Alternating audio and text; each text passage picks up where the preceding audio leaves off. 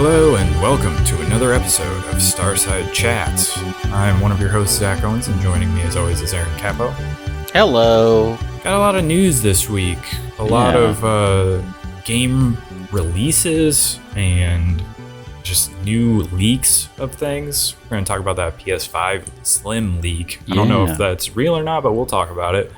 And then some new games that came out also. Kind of want to do slightly a review roundup on those, and then we got some stuff that we've been playing and watching that we got to talk about as well.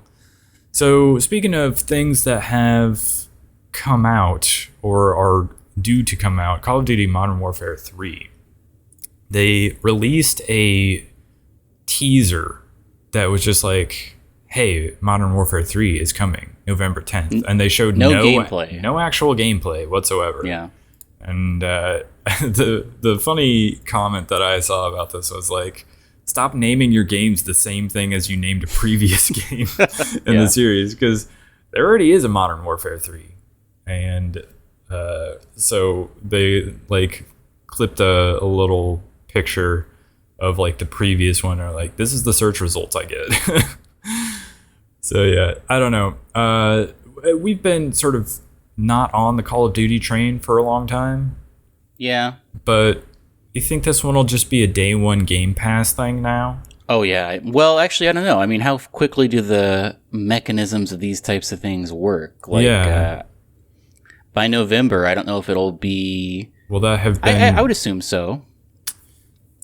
It's an interesting thing to keep an eye on, I guess. Also, like, I'm unfamiliar. What's the deal with Warzone? How is that being I was going to ask you that, too.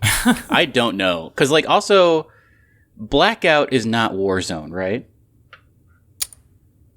Oh, yeah, I forgot about Blackout. I think Blackout no longer exists, and now it's just Warzone.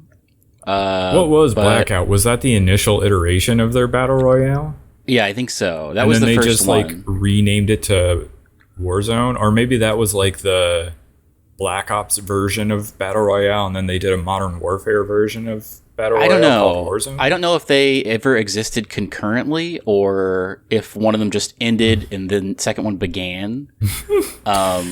We just sound like old men, just completely disconnected from this franchise, which in fairness, we pretty much are, but I don't know. I used to really be a big fan of Call of Duty back in the original run of like the Modern Warfare series, and now I don't even know what it is anymore.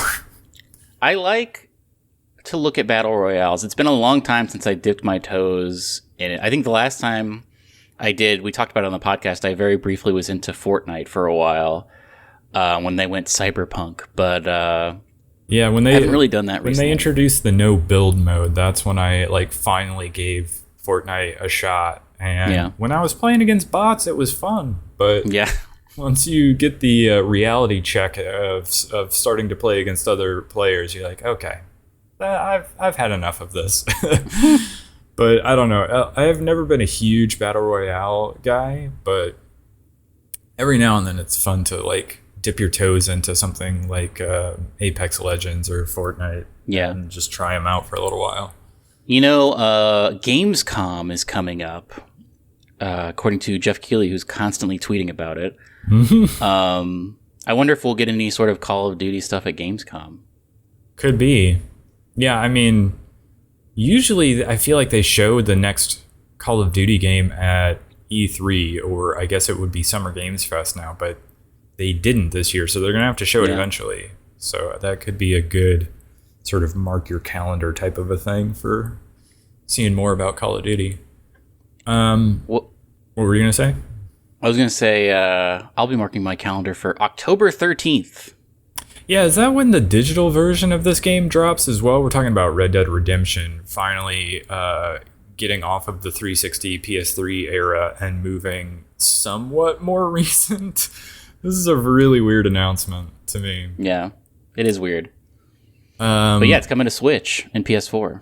Yeah, you would figure the Switch should be able to run a game from the 360 PS3 era. Think. But yeah, I mean, the big question, why is it not coming to PC? I feel like Red Dead 2 on PC? It is, yeah. And people have wanted the first Red Dead Redemption on PC for years. And I feel like, if anything, you would want to bring this out sort of remastered for the next-gen consoles. But they're not doing that. It will be playable on the next-gen consoles. So it's not coming to Xbox because Xbox can already, through its backwards compatibility, run the game in 4K. Mm-hmm. And since they're not doing like a remaster/remake of the game, which is what I think people would want, that would be something that would maybe get me to dip my toes back in. But this is just like a straight port of the game coming to PS4 and Switch. Yeah. Although I have seen like the comment, well, because it's coming to Switch, PC players will be able to play it through emulation. So I guess in a weird roundabout way, people will be able to play it on PC. But yeah, so physical copies coming October 13th. When this game came out, or around this time, there was another cowboy game called Gun. It had a yellow cover. Oh, yeah. Yeah. My friends and I played that and loved it as well. And that one was crazy for a couple different reasons. One, you could scalp any character by just like pressing a button. Really? And then also, if you rode your horse too hard, it would just like die under you and you would just not be having a horse anymore. And really? We would do a thing where we would just find a horse, go back into town to like turn in missions and time it perfectly so that like right as we got to the saloon, the horse would die under us and we would just walk into the saloon in the animation. That's hilarious. It was great though, because you could like, I think it had like bow and arrow dynamite and we would use that a lot. I have a lot of fond memories of that game. Not as much about, I definitely played the first Red Dead Redemption, but I don't know. I would love to see a re-release of Gun as well. I feel like everybody forgot about that because Red Dead Redemption is such a juggernaut. That might be one of the ones that's like got the special Xbox backwards compatibility where it's like that could be, yeah. But yeah, so this Red Dead Redemption release is really weird for a number of reasons. It does include the Undead Nightmare DLC, but it costs $50. Oof, steep. Yeah, steep. I mean, maybe if you're just like a Nintendo person and you were like eyeing this game and Red Dead 2 and you're like, man, why isn't this coming out on a Nintendo platform? Well, I guess you get to play it, but you're basically playing the 360 version of the game. Well, and I remember when that GTA trilogy came out for Switch and was very buggy and not optimized. And I'm worried. I mean, this is basically the same engine. Yeah, there are a lot could be another one of those. There are a lot of concerns about that based on how sort of poorly received that GTA trilogy release was, especially on Switch. But I think it was pretty buggy on all platforms. I mean, It sold well. So I also saw, I forget where it was, but I think there was like some sort of call involving Rockstar on this, or like, what is it, Take-Two? That's like the Activision publisher. I don't know.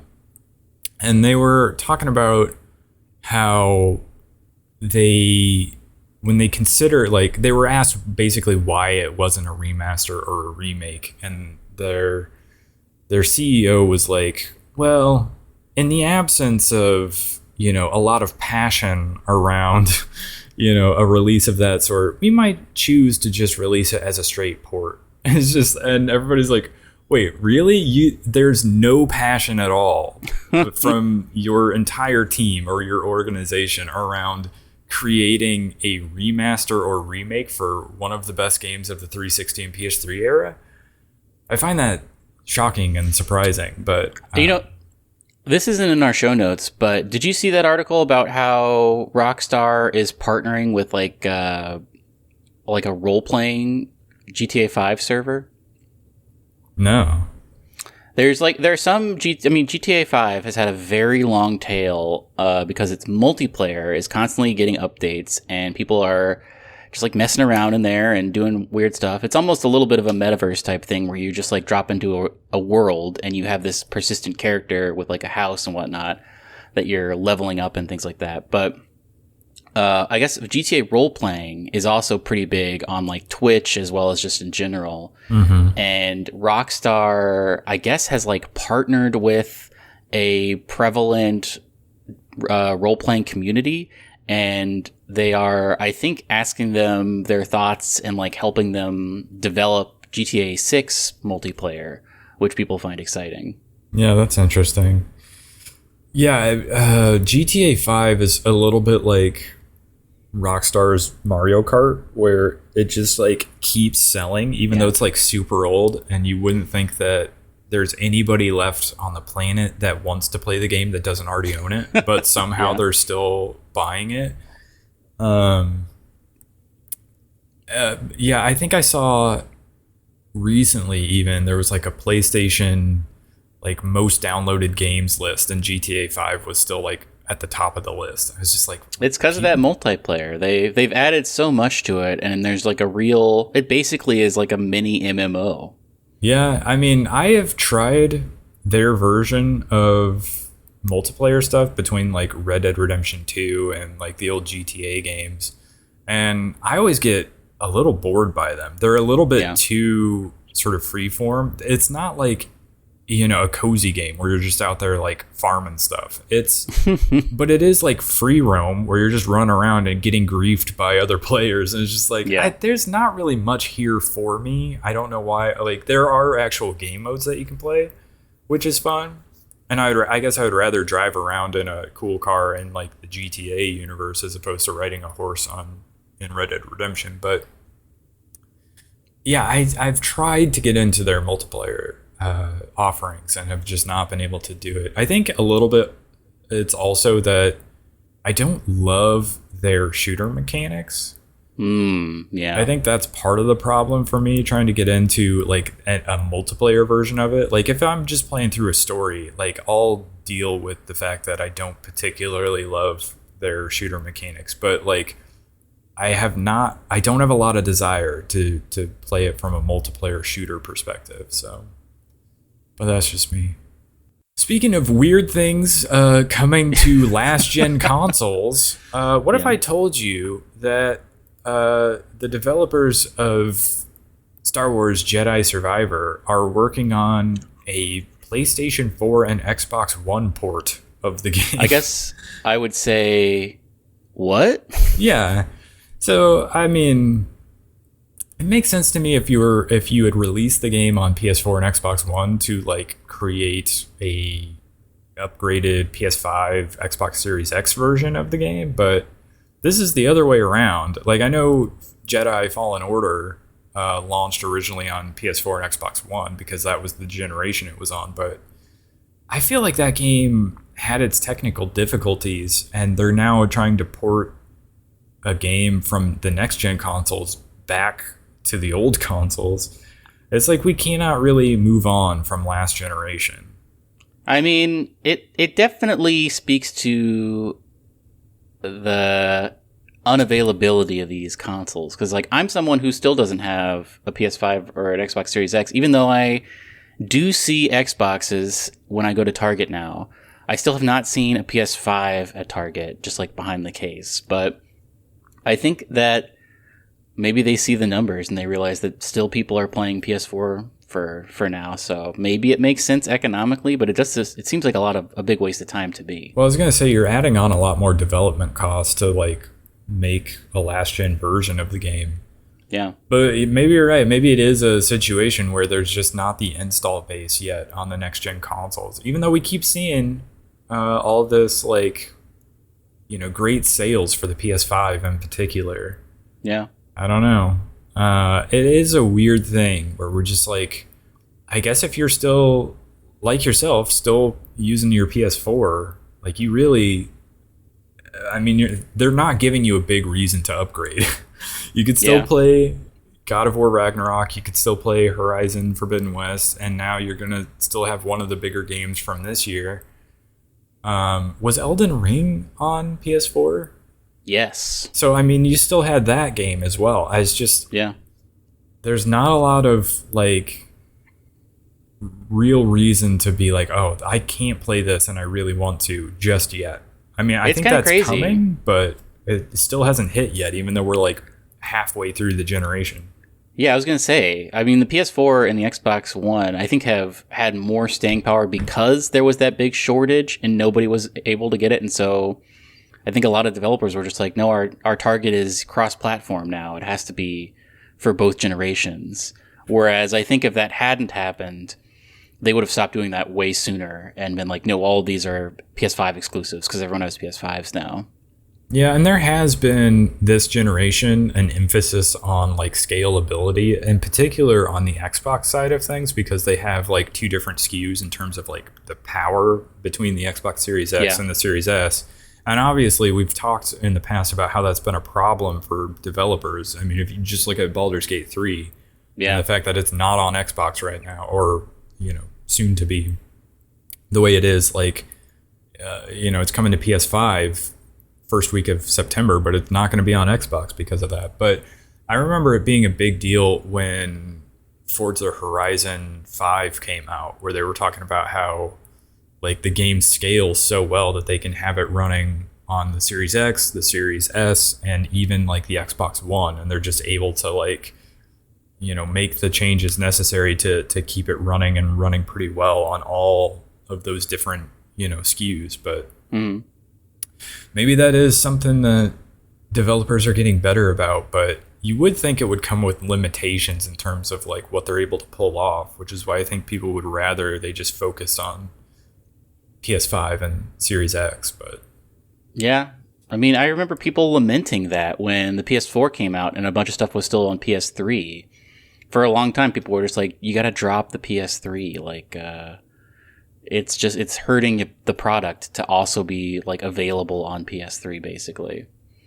Yeah, and like people sort of downplayed what a great looking game God of War Ragnarok was, because they were like, oh yeah, you can still run this on a PS4 and it still looks great. And I was like, well, yeah, but it still looks incredible on PS5. Yeah. Like don't you know, talk about it like it's not a great looking game because it just happens to also run on PS4. But I don't know. And they make it sound like they could have done so much more with the game if they had developed it solely for PS5, but I don't know. That's still to this day one of the best looking games I've played. Between that and like Horizon Forbidden West, I do think Forbidden West is probably comparatively like the best looking game I've ever played. But like, oh really?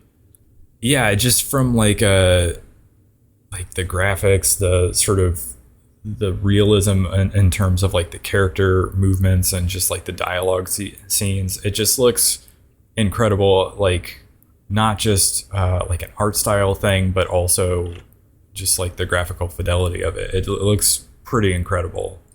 And I think that game runs on PS4, doesn't it? Did that also come to PS4? Maybe it did. Yeah, it's on PS4. The PlayStation does a weird thing this generation where they're like, here's a game, it's on both PS5 and PS4, but we're gonna try to get you to upgrade to PS5 by making the DLC exclusive to next-gen consoles. Yeah, they did that with it's a weird strategy. Too. Like, I get it because they still want the sales of having it on all the platforms, because they know that right now PS4 install base is probably a lot higher than PS5, but they still want to try to get you to upgrade, and so they just like make the DLC exclusive. There's no reason why the DLC would have to be exclusive to PS5 other than they're just trying to sell you on the next gen consoles. Gotta get that upsell.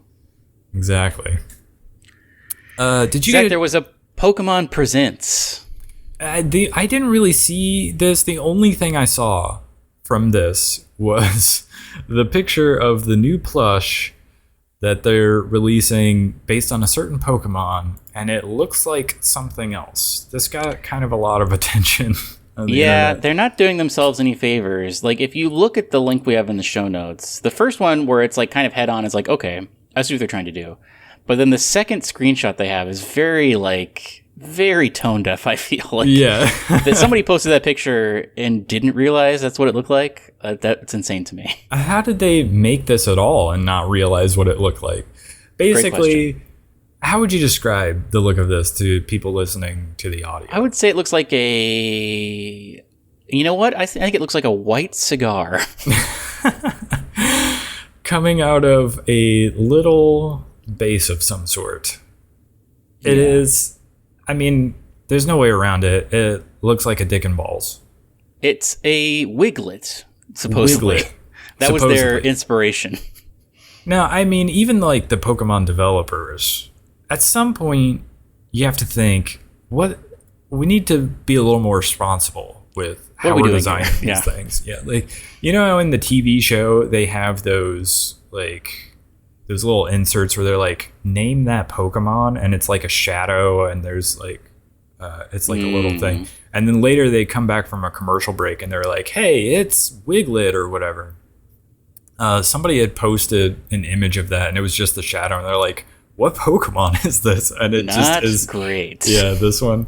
Like, I don't know. It was a funny thing to see, but it's also a little bit tone deaf from Pokemon a little bit. But I don't think they didn't announce a new Pokemon game at that, like a new mainline Pokemon game at that Pokemon Presents. As far as I can tell, it's just a bunch of little things that they announced, and some like anime stuff and other random stuff, and of course this plush.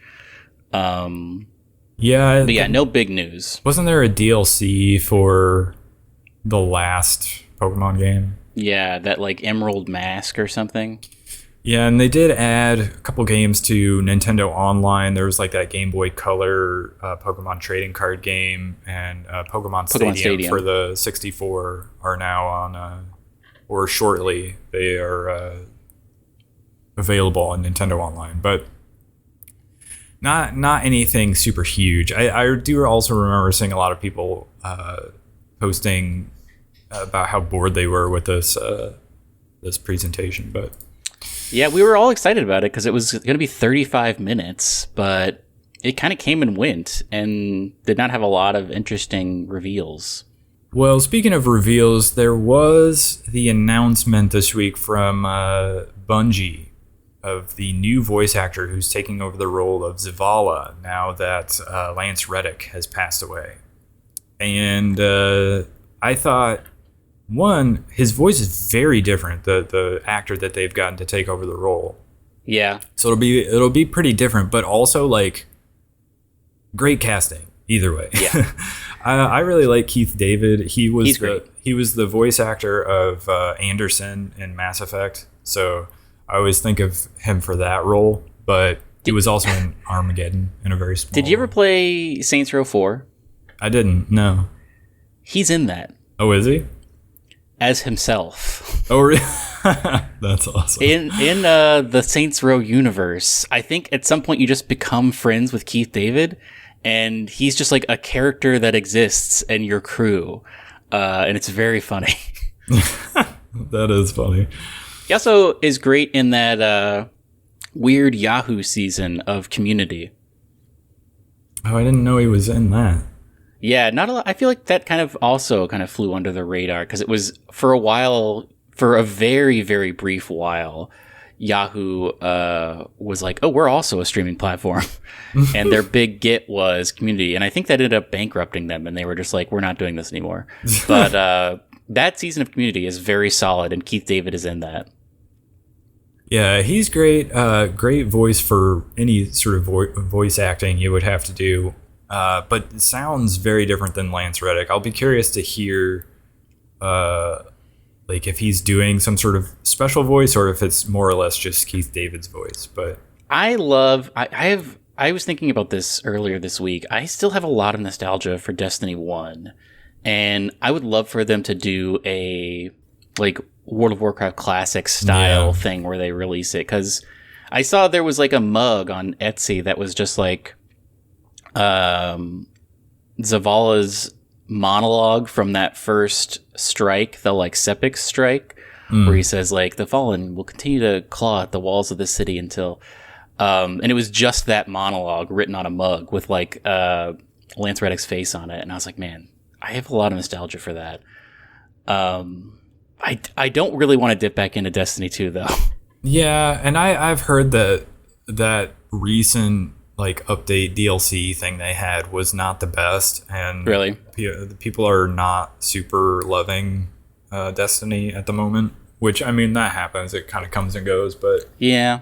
I also heard that they're not planning to have him go back and revoice the previous like lines from Zavala. So like Lance Reddick's voice work previous to this will still remain in the game. That's good. Yeah, it's good. so iconic. Yeah, it's hard to imagine. Like, I can't personally imagine hearing somebody else's voice over Zavala. Yeah.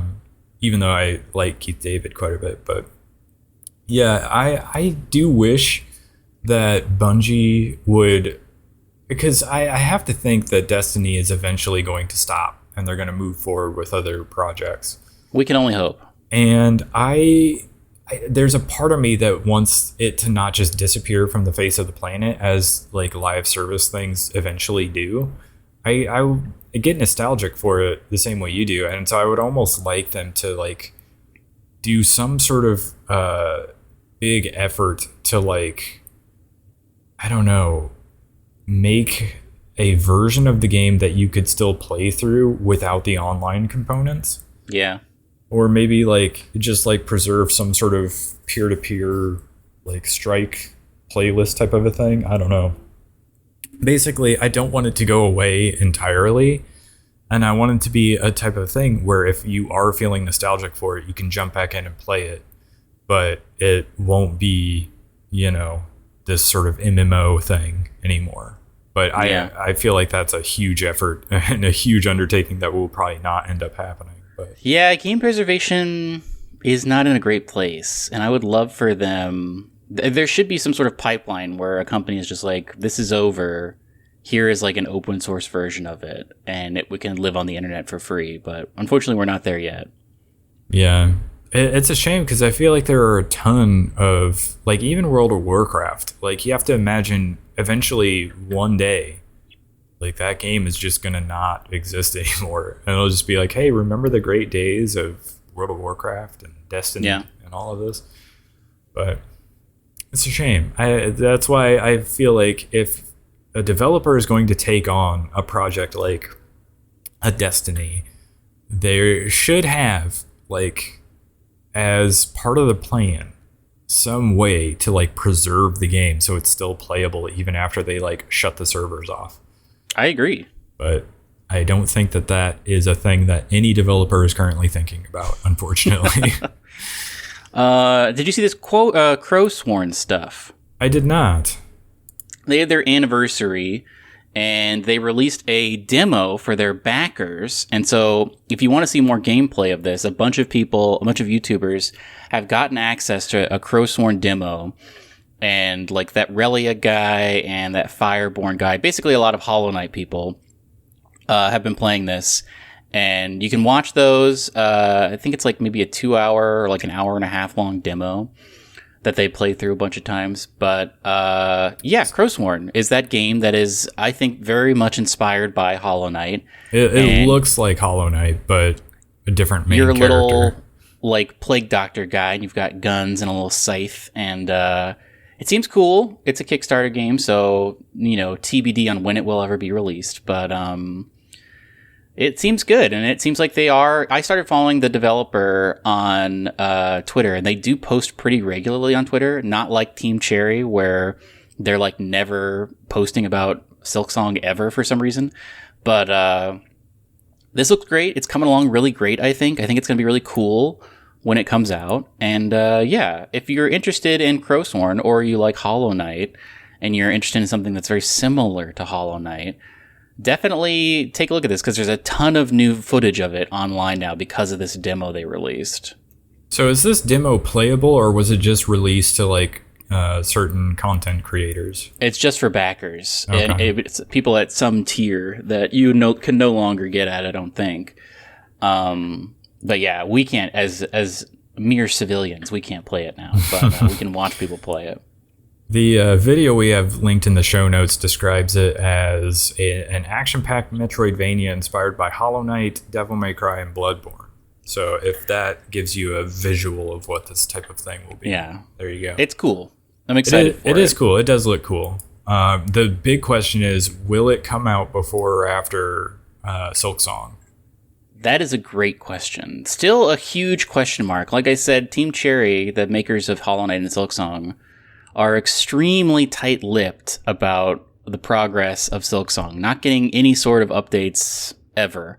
There's a YouTube channel that is like daily Silksong news, and pretty much every day it's just a like 30-second video of the guy being like, hey, no news today. So we're just kind of hanging out and waiting, but this is a good thing to tide you over. I was going to say, I feel like if you were the developer of Crowsworn, you'd really be like on the edge of your seat, like biting your nails, like, okay, when is this Silksong game going to launch, and what do we do if they I'm interested. Suddenly drop it? I wonder if it would make more sense to release it a little bit after Silksong, because people will finish Silksong and be hungry for more. And then you can be like, hey, you want more Silksong style stuff? Here's this. As opposed to before it. I don't know. I mean, you can make the case for that as well, because it's like, you're sick and tired of waiting on Silksong? Here's our game that's very similar. Go ahead and play this. I feel like I almost think that you might do better sales-wise dropping it before Silksong, just to tide people over. It could be, yeah. People are hungry for it. Whereas, like, I feel like you might have a similar situation where, like, every open world game that launched after Elden Ring was a little like, who wants to play this? We've got Elden Ring. Yeah. But who knows? Another big thing that happened this last week is there was a leak of the PlayStation 5 Slim.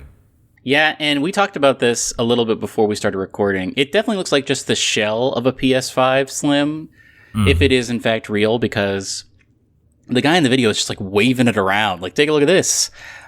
Which, like, we both imagine it would be way heavier than that. It looks just like an empty shell of the product. Yeah, but I definitely feel like you would not be able to wave it around one-handed the way this guy is doing.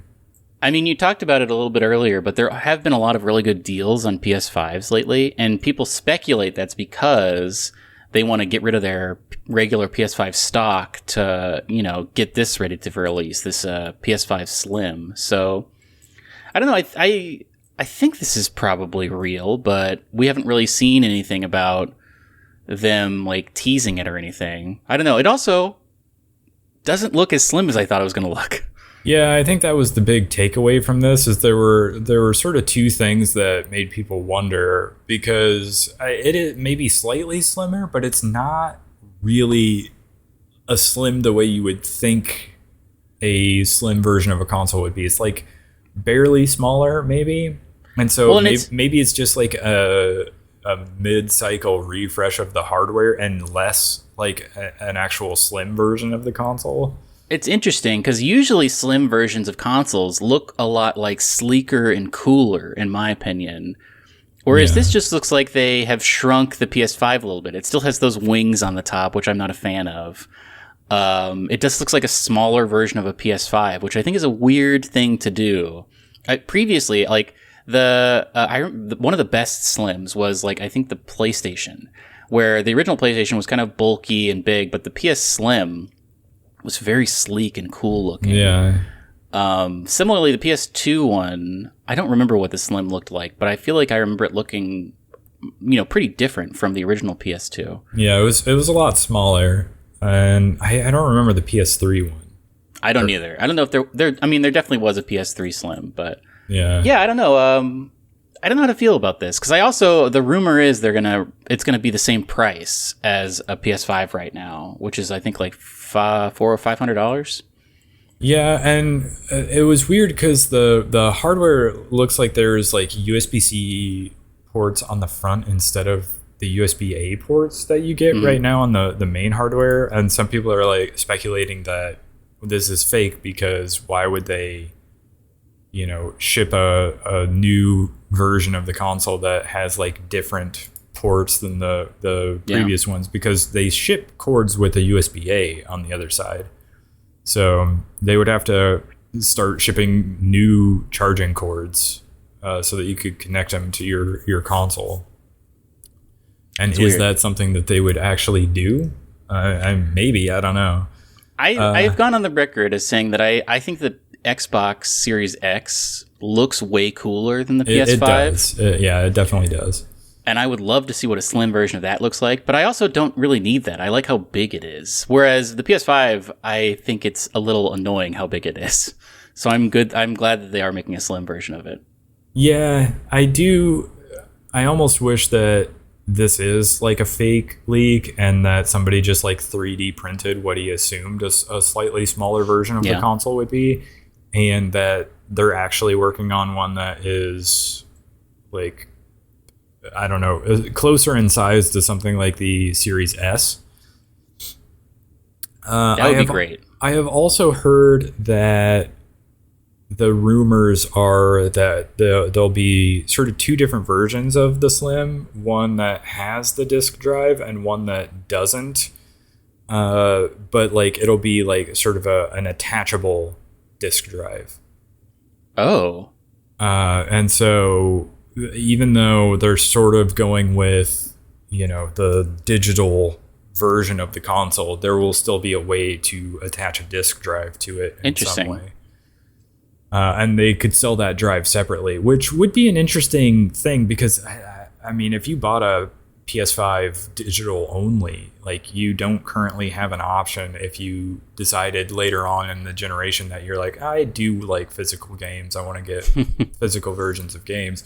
Or if, you currently have a PS5 that has the disc drive and you're like, I want to switch out to a slim version of the console. It would kind of suck if you didn't have a disc drive and you didn't have the option to like put your PS5 discs in your consoles. I agree.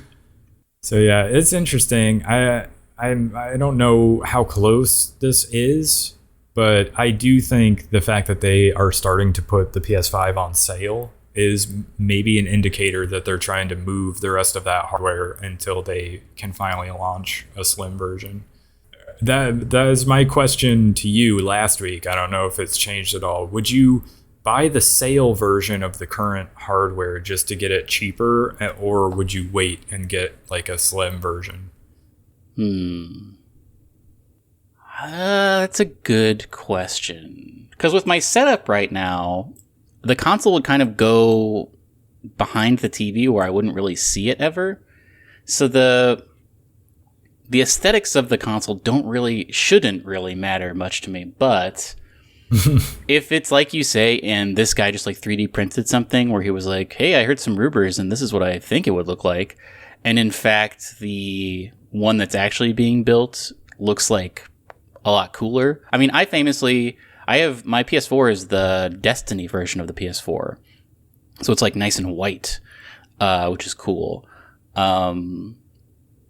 I don't know what I guess I would still wait because again, there's not really anything pressing for me that I need a PS5 for right now. So I'm still in the camp of the longer I wait, the cheaper it'll be, Yeah, I don't know. Like the way the hardware itself looks to me isn't that important, which is one of the reasons I did go out and get a PS5 and have not waited for a slim version. But yeah, it's like we talked about with Jedi Survivor. They're not really giving you a good reason to necessarily rush out and upgrade at the moment until Final Fantasy comes out. Final Fantasy VII Rebirth? Is that the second one? I think that's what it's called.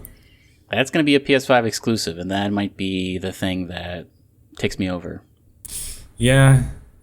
I mean, as long as they don't eventually end up porting it back to PS4. Yeah. Speaking of things that will never be ported, before we talk about this Starfield stuff, do you know what yesterday was? I saw it on Twitter. Everybody was talking about it. No. Yesterday was the 9-year anniversary of PT being released. Which was PT? PT was the weird secret collaboration between Kojima and I think Guillermo del Toro. It was going to be that Silent Hill new game starring Norman Reedus, and it was released, I think, around Gamescom, and it was just called PT, and no one knew what it was, because PT stands for Playable Teaser, or maybe Playable Trailer, but no one really knew what it was, but you could download it for free on a PS4, and just play through it. And if you played through it enough and you found all the secrets and whatnot, you would eventually be rewarded with a final cutscene where it was revealed Norman Reedus was in it, and it was revealed to be Silent Hill. I forget what the subheading was. Maybe it was just called Silent Hill. But it was a phenomenon, because it still to this day, people say it's one of the scariest games ever made. Even though it's very simplistic, you just are basically walking down the same hallway over and over again, but slightly changed every time. But I never played it. I did watch a YouTuber play through it once, right when it was happening. And I had to like skip through some of it because it was like freaking me out so much. But you can't play it really anymore. They took it down. Konami famously ousted Kojima. And there's not really a legal free way to play this now. I think there's probably been like ports of it on PC. You can somehow play it like through emulation and whatnot. But yeah, PT 9 years ago yesterday as we're recording this. That's interesting. Yeah, I never played it or saw it, but I'm also not drawn to horror games either, so. I'm not really, but it's kind of crazy because I think it was made in that Fox engine that he made Metal Gear Solid 5 in, so it looks like super realistic even though it came out 9 years ago. Like to look at footage of it is insane, how real it looks and how creepy it looks. I really like that guy, Nakey Jakey, on YouTube. He makes little YouTube videos. Yeah. He made one about horror in video games, and a lot of that video, like a third of that video, is just talking about PT and how great it was. So if you want like a little history on PT, definitely go check out his YouTube channel and look for his like horror and video games. I think it came out like 4 years ago or something, but a great little primer on PT. Well, in other news, let's talk about Starfield. We're in the countdown. We're less than a month away. Yeah, we used to have a segment that was like on again, off again. That was it's time to talk about Destiny 2 again. Yep. Yeah. And now we're gonna do like a it's time to talk about Starfield sort of a segment where it's more of a countdown to the release of Starfield because we're both very excited about it. And I assume it will continue on from there because after it comes out, probably every week we'll want to talk about what's happening in our games. Yeah, definitely. It's we'll talk about it later. I'm playing some stuff just to get it out of the way before Starfield drops, basically, because I don't know how long I will be playing Starfield. It could be well into October, even though it comes out the first week of September. But yeah, so you have put in our show notes some merch, some Starfield-related merch has been released. QuakeCon is going on right now. QuakeCon is Bethesda is incorporated into that these days. So yeah, there's some official Starfield gear that is out of stock. You can definitely take a look at it though and see what you could have bought, including some mugs, a little journal, a hat that looked cool, some patches.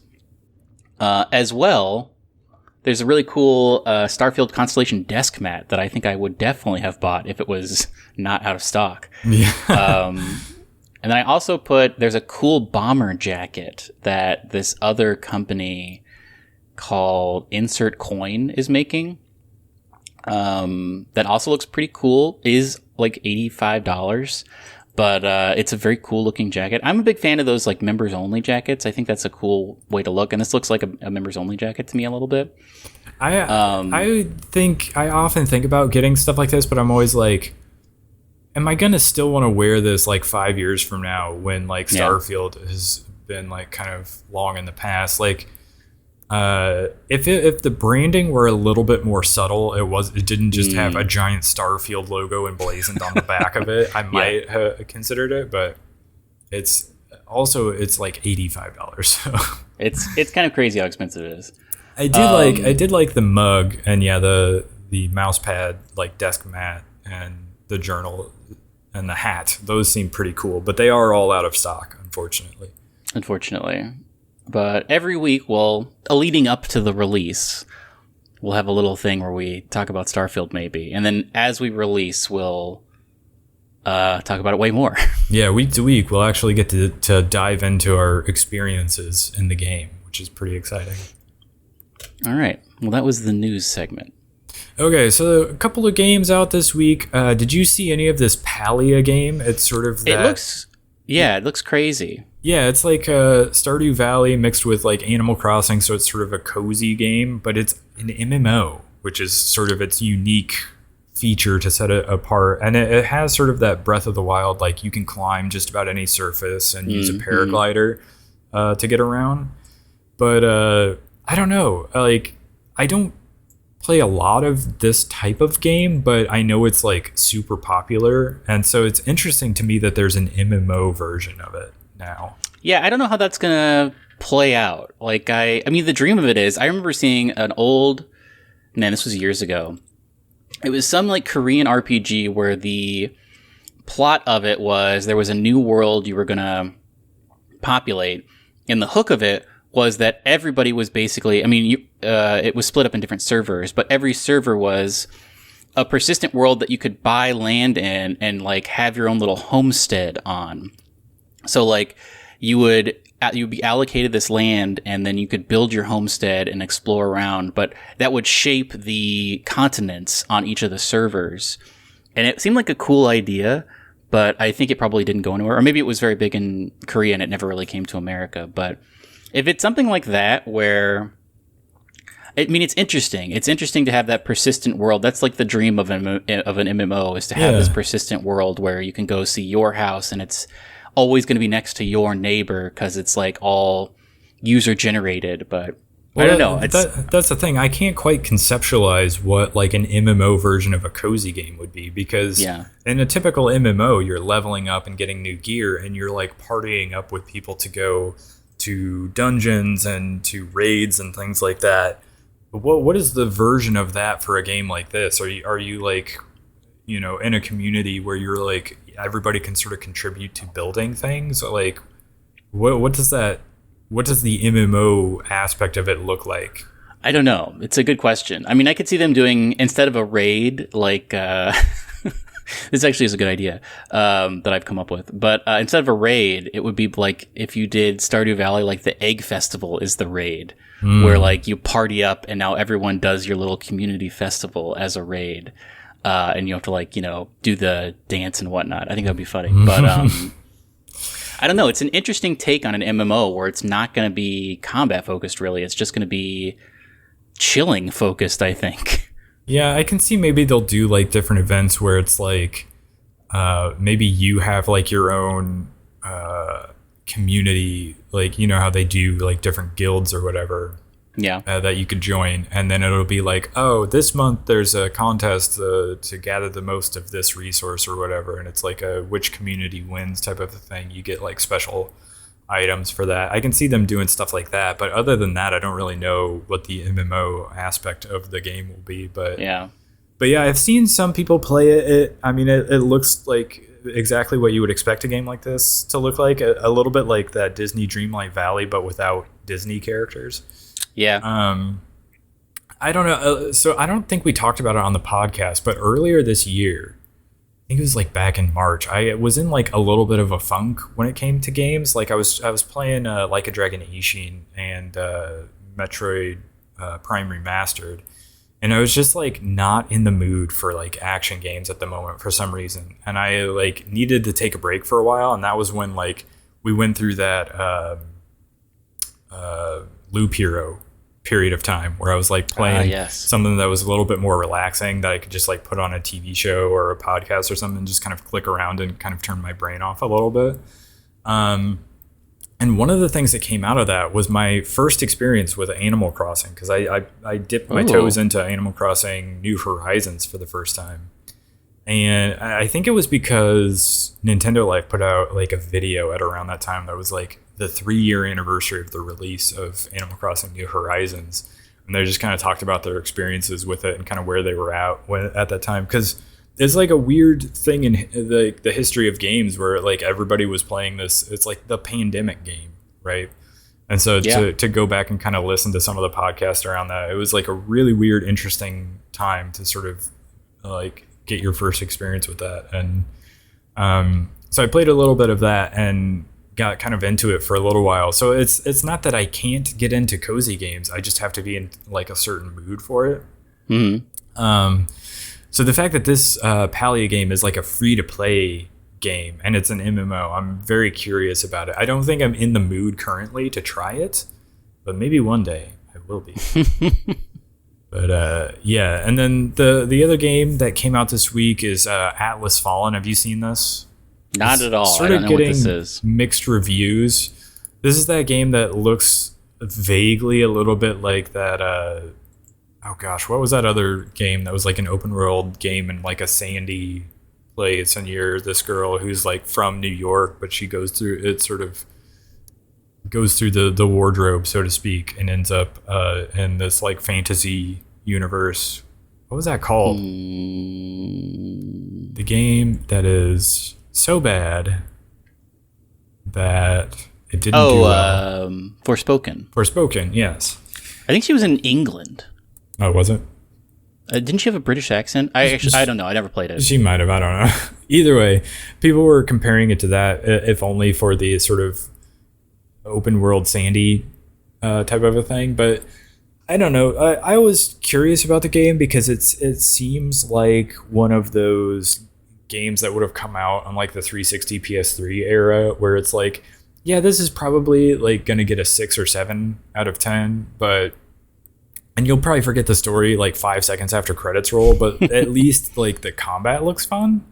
And that seems to be the general consensus around the game, is that like it has like some frustrations and down points to it, but the combat seems kind of fun and interesting. So it'll be interesting to see like over time how this game is received, whether it ends up being one of those games kind of like a prototype where it's like it's not gonna hold up against like a GTA in terms of like big open world games. Like it's not gonna rank up there with that, but it's like it's got its own sort of fun aspect to it that sets it apart, and people remember it fairly fondly for that. So I'll be curious to see if this ends up being one of those games, or if this is just like completely forgotten within like a couple of months.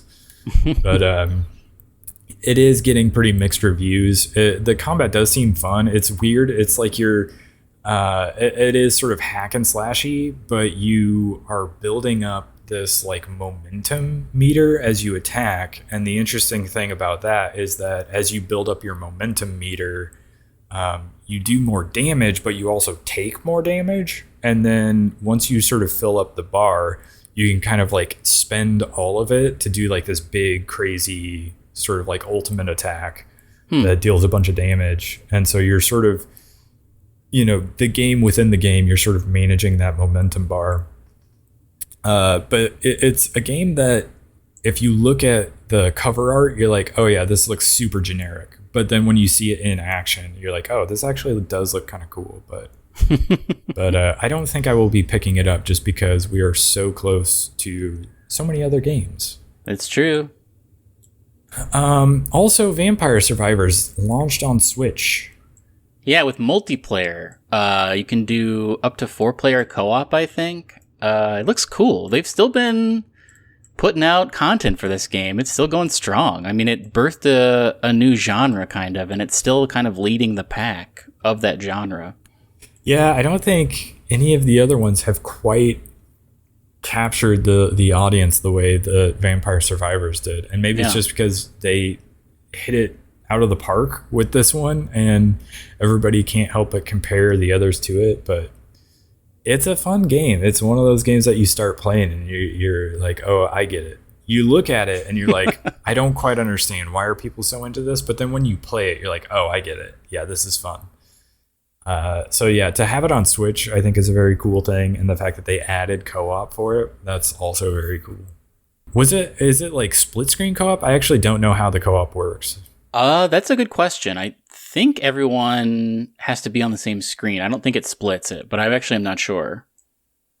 Yeah, it could be like one of those Lego games, the way they used to handle split screen. Yeah, or like Smash Brothers, where like it zooms out as you get farther away from each other. Yeah, that could be.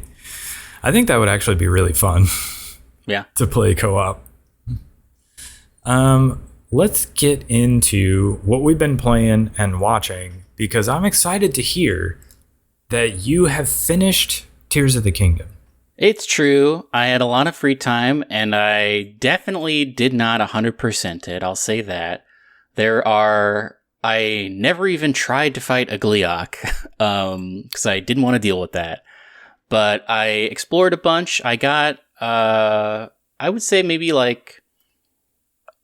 a third, between a third and a half of the way through the second row of hearts. So, and I have my full stamina. So, I mean, I did quite a number of shrines. But yeah, I decided it was time. And so I descended into the depths under the castle. And I am very curious now. I have been avoiding, I'll watch like the first part of speedruns usually for this game, because it's interesting for me to see like how they get out of the first Sky Island. But I would always stop once they got off the Sky Island, because I didn't want anything to be spoiled. But I'm now very interested to go and see what the ending of this game looks like when you don't collect your 4 or 5 fellows who like help you out in like the final part, because they seem to be pretty instrumental in the final part and make it way easier. If it's, I mean, I guess spoilers, let's talk about it a little bit, but do you think in the final part, if you don't collect all 5 of those people, you just have to fight all of those waves of things by yourself? That's a good question. I hadn't even considered like what a speed run would look like for this game. But because yeah, they made it way easier. And I also, a crazy thing about this was like, I was like, yeah, they're definitely going to let me heal up again at some point. But they did not. So like for the majority, like descending into there, I lost a bunch of hearts to the like gloom or whatever. Yeah. By the time I got down there, I was on like 3 hearts because everything else was gloom. And then I fought Ganondorf the first time, and I got pretty much 1 hit away from killing him. But I was on 1 heart the entire time, and then he finally hit me. And then I Googled it, and obviously there is a way to like, you have to like Sunday lions, I guess, if you cook something with Sunday lions. So I just like used a portable pot and created like 5 Sunday lion meals or whatever right before I walked into that room. And then I was able to do it, but it was cool. I did not expect him to turn into a dragon, but he definitely did. And it was a very cool ending part. It was very cool. Yeah, that last segment there where like he becomes a dragon and you're like flying around, that is a very cool sequence. And the way they bring Zelda back into it. Yeah. And I was worried. I was curious. I was like, have they set up a situation they can't undo where she's just forever a dragon now? But no, of course they undid that because they had to. But yeah, it was a very cool sequence. I took a lot of screenshots during that. So yeah, there were a ton, like where I would just be, falling down or whatever, and I would be like, man, this is beautiful to look at. Yeah, it's like one of the coolest things to look at in a game that is like full of like really cool things to look at.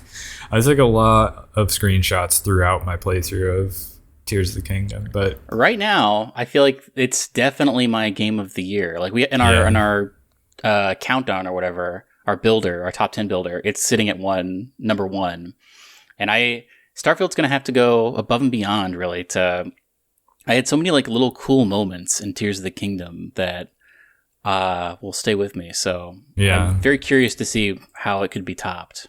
It's interesting. This week, there's been a lot of discussion about how Baldur's Gate 3 is sort of taking over the top spot for a lot of people.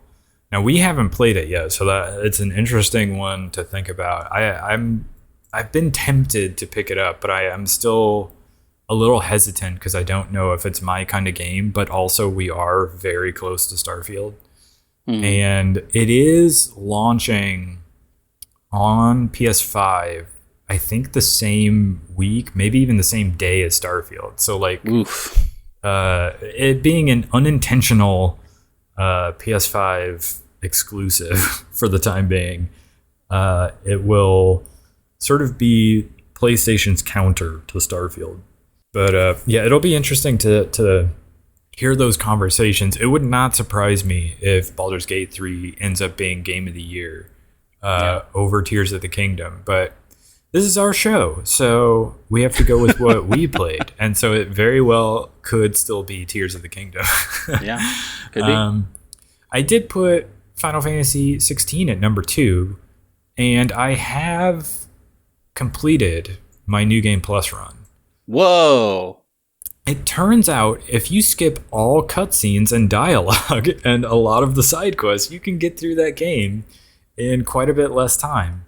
Was it pretty fulfilling? Like, was there a good reason to go back? And like you said, a lot of the content is locked behind that New Game Plus run, right? Yeah, I thought that the New Game Plus run allows you to do a lot more interesting things with the accessories because you can finally start upgrading them, and it makes a lot of the accessories way more interesting because like it goes from, oh, this is like a 5% damage increase to now this is like a 20 or 30% damage increase.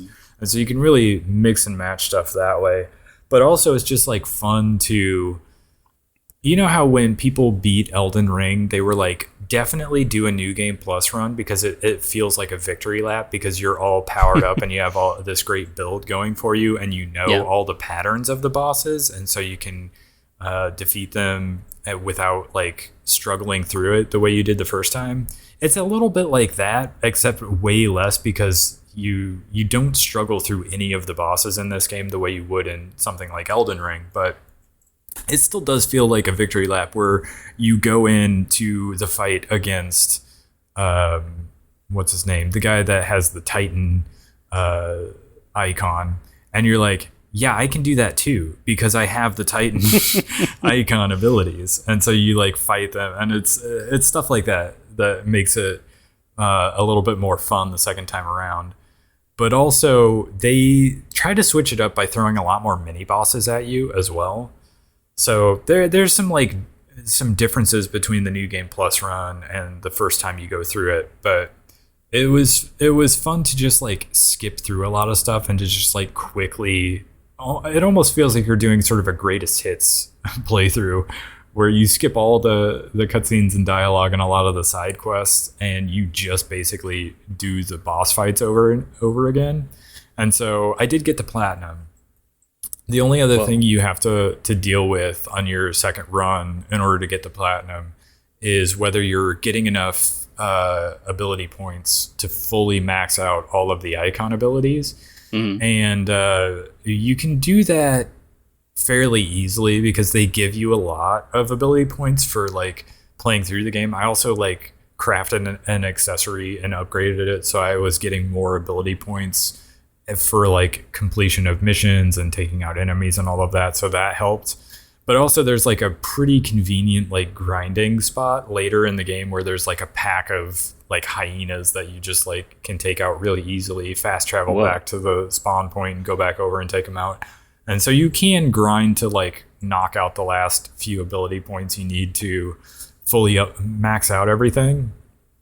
And so that was not very hard and didn't take very long to do. So I did that as well. But yeah, it's a good game. The soundtrack's good. I liked a lot of the characters. I don't think I would put it in the same league as Final Fantasy VII Remake. I think I prefer that setting and some of those characters. But this is still like really good, and I really like the characters. And it is kind of like, what if they made, Game of Thrones as an anime, but set it in the Final Fantasy universe? And that's a pitch. Yeah, and then they instead of like turn-based combat, they brought in the Devil May Cry guy to make the action more like that. And it does feel a little bit like the God of War games, where it's a little bit more linear and you have some open zones to explore. But you know how in that game you have like your different weapons and you have different abilities that go with those, and you're sort of upgrading those along the way, and you're switching back and forth between them. I would sort of liken the icon abilities similar to that, where you can have like 2 of them or 3 of them equipped at a time, and you have different abilities from those, and you're switching back and forth.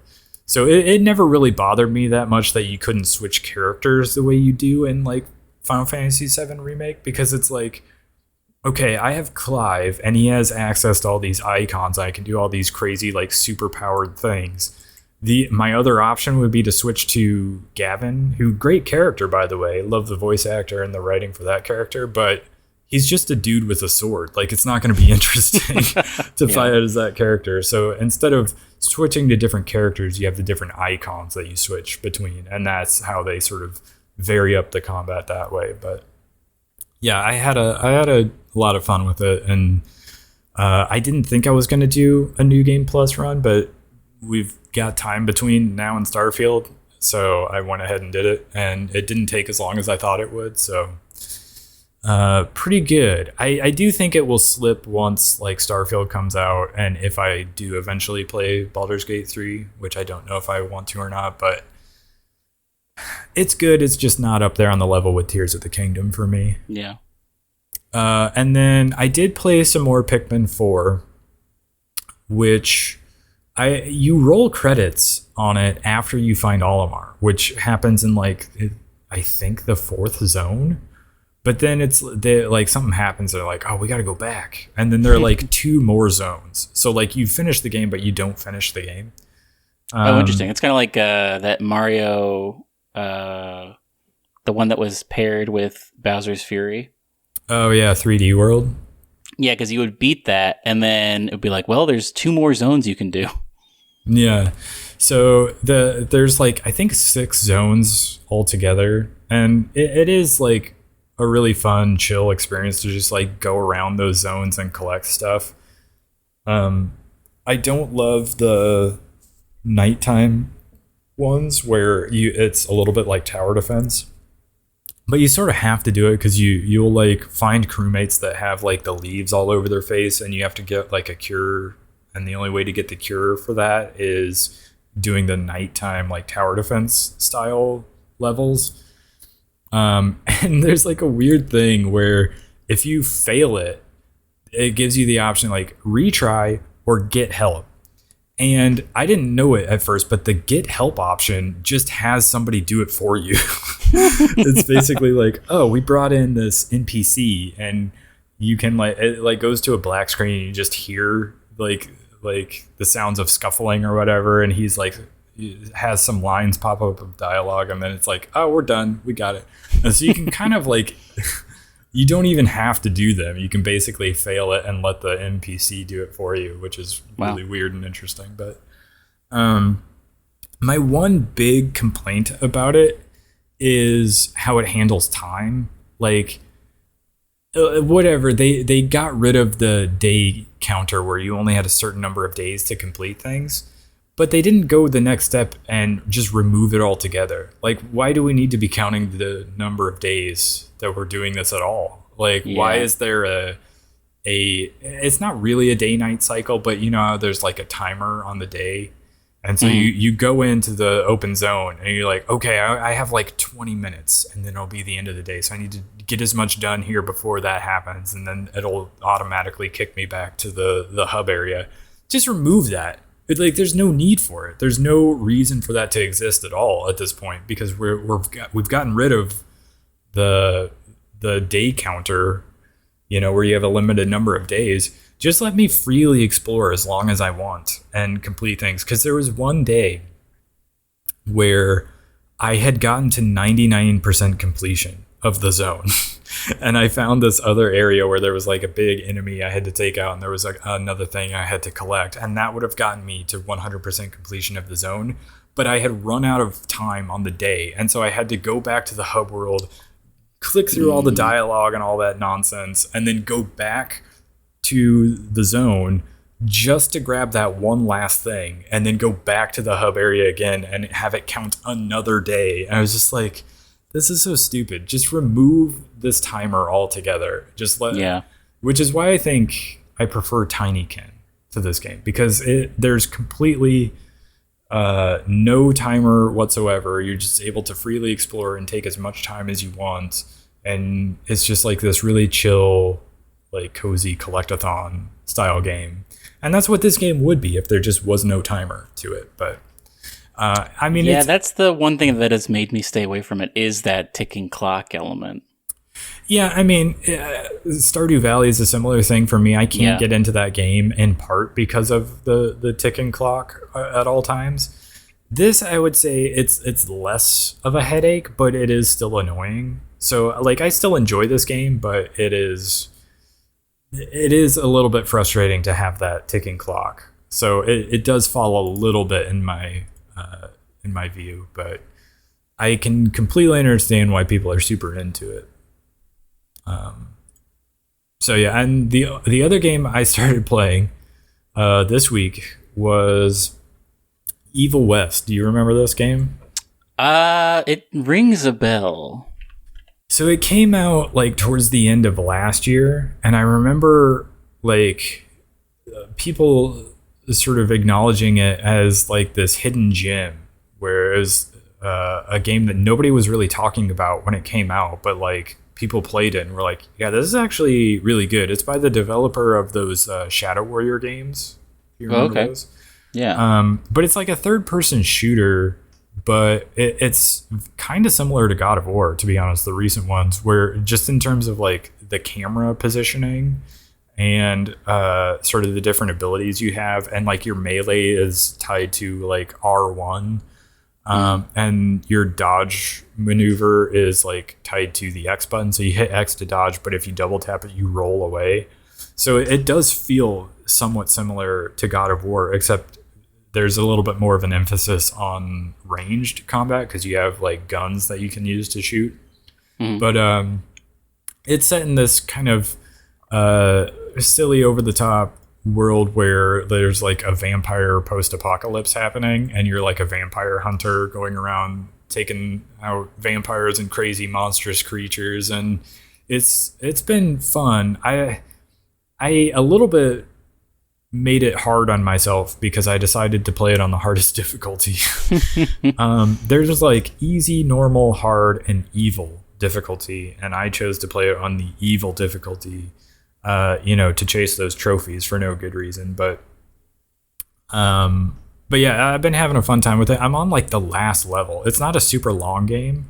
It's, I want to say like 9 to 12 hours, so it definitely is not going to overstay its welcome. But I had picked this up. I think it was on sale, and I had originally envisioned this as being like a fun October, like spooky month game. But then I realized Starfield's coming out, and there's that Super Mario Wonder. I was like, I probably will not get around to playing this then. So now that I have some time, I reached onto the shelf and grabbed this from my backlog and have been playing it over this weekend. And I've been enjoying it. So not a 2023 game, so it can't go on our list, but I have been enjoying it. I think it's definitely a hidden gem. It reminds me a little bit of that 360 PS3 era as well, where it's like sort of a one-off game that is just like a fun action adventure game, very linear in style. There's basically like different levels you're going into, and like a Darksiders almost. Yeah, maybe a little bit. I don't remember Darksiders super well. Was that like level based?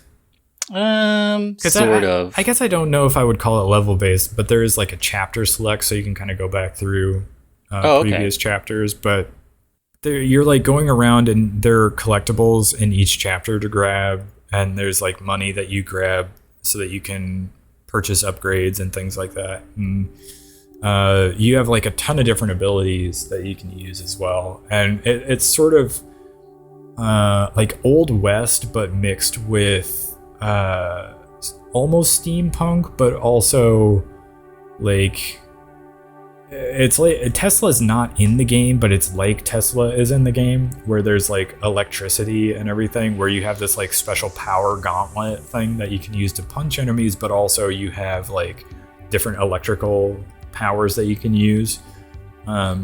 It's like, I don't know why more people weren't talking about this game, because it's actually really fun. But yeah, that's Evil West, a hidden gem that I think people should check out. What about you? The only other thing I've been watching / playing is that How To with John Wilson. which I've talked about on the podcast before, but it's still great. It's in its final season now, but if you have HBO, or I guess Max or whatever, definitely check out How To, because it's, I think there's been 3 or 4 episodes so far this season. Every one of them has been great. It's like kind of like a little documentary. It's like it's comedic, but it also is it's pretty cool. So that's my recommendation. Any parting wisdom this week? Yes. You know what is good to eat is tostadas. Tostadas. Where do you get them? Well, you can get just like a circle of like, crunchy corn tortilla, like a hard corn tortilla. And you can just like spread beans on that. Maybe put some vegetables. It's good to eat. So, our parting wisdom this week is eat tostadas. Eat tostadas. That's what I say. And on that note, go ahead and follow us on Instagram, X/Twitter, and YouTube at Starside Cafe. And we'll catch you on the next one. Goodbye. Goodbye.